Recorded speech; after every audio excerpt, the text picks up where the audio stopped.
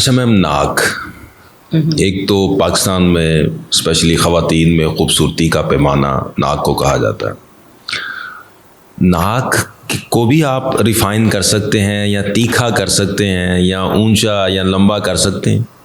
बिल्कुल, नाक का ये सारे प्रोसीजर जो आपने कहे, तीखा करना, लंबा करना, सितवा नाक, हाँ जी, खड़ा नाक, ये सारा होता है। इसको हम स्ट्रक्चरल राइनोप्लास्टी कहते हैं, जिसके अंदर आपने वही बात है एंड पे कि सारा डिपेंड करता है वैल्यूएशन पे कि जब पेशेंट आता है तो उसके कंसर्न सुनने पड़ते हैं कि वो चाहता क्या है, वो चाहती या चाहता क्या है कि उसका नाक मोस्टली तो मेरा हाथ चाहती हैं, चाहता तो शायद ही कम। वही बात है, मेल्स ऑल्सो बहुत कॉमन। अच्छा, आजकल बहुत कॉमन, बल्कि ज़्यादा पेशेंट्स मेल आते हैं नाक सीधा कराने के लिए, नाक के लिए विच इज़ क्वाइट सरप्राइजिंग। जब मैं भी आई तो मुझे मेरे लिए भी सरप्राइजिंग था, बिकॉज मैं यही सोचती थी कि फीमेल्स ज़्यादा क्लाइंट्स होंगे ऐसा, लेकिन मेल्स भी हैं। They are very much concerned about their nose shape, के चौड़ा लग रहा है, मोटा लग रहा है।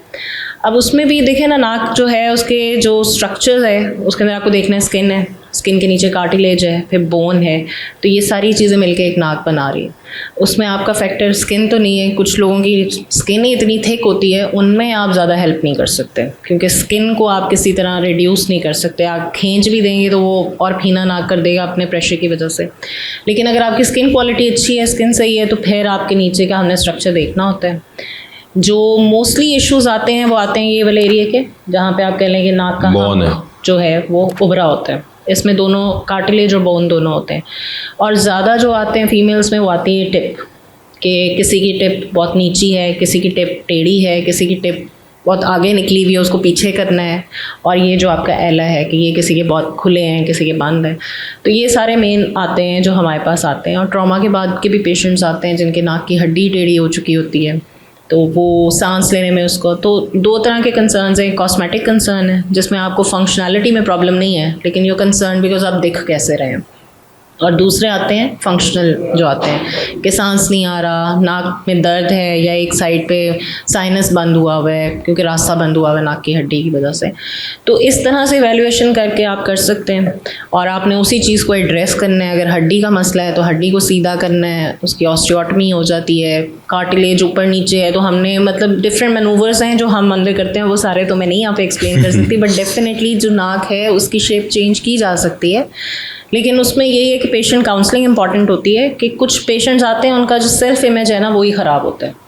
वो अपने बारे में जो सोच रहे होते हैं और जो अपने नाक के बारे में क्वालिटीज़ बता रहे होते हैं ना, आपको देखने से वो नहीं लग रहा होता। तो सबसे पहले तो आपने यही देखना है कि जो मुझे नज़र आ रहा है और जो पेशेंट को नज़र आ रहा है वो सेम है कि नहीं, मुझे वो डिफेक्ट नज़र भी आ रहा है। कि हमारे जो प्रोफेसर हुआ करते थे वो कहा करते थे कि पेशेंट को साइकोलॉजिकली भी आपने देखना है, स्पेशली आपकी फील्ड्स जो कॉस्मेटिक्स में है कि आया वो पेशेंट इज़ नॉर्मल, वो अपने आप को नॉर्मल सोच रहा है या वो दूसरी तरफ जा रहा है। सबसे इम्पॉर्टेंट है क्योंकि जो कॉस्मेटिक सर्जरी है ना वो इसलिए डिफ़िकल्ट है कि इसमें जो सेटिस्फेक्शन लाना है ना पेशेंट के अंदर, ये मेन है आपका।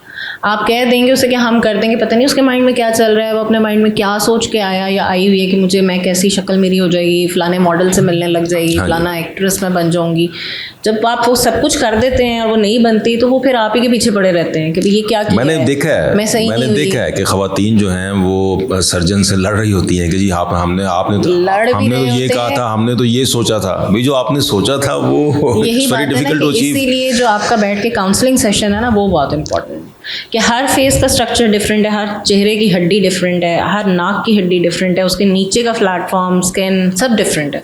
तो अगर आप एक तस्वीर उठा के ला के कहेंगे ना कि ये मेरा नाक ही है, मुझे ये वाला नाक चाहिए, तो ज़रूरी नहीं कि वो एग्जैक्ट नाक आपको मिल जाएगा। आपको वो बताना ज़रूरी है कि भाई इस तरह का नाक नहीं बन सकता, हाँ आपका इतना ऊपर हो जाएगा। अब थैंकफुली कुछ ऐसे सॉफ्टवेयर्स आ गए हैं कि हम उसमें उनका नाक डाल के तो थोड़ा सा शो कर देते हैं कि इतना लिफ्ट हो सकता है, इतना बंद हो सकता है, नैरो हो सकता है या नहीं हो सकता। तो अकॉर्डिंगली उनको एक पिक्चर दे दी जाती है कि दिस इज़ द कैपेसिटी।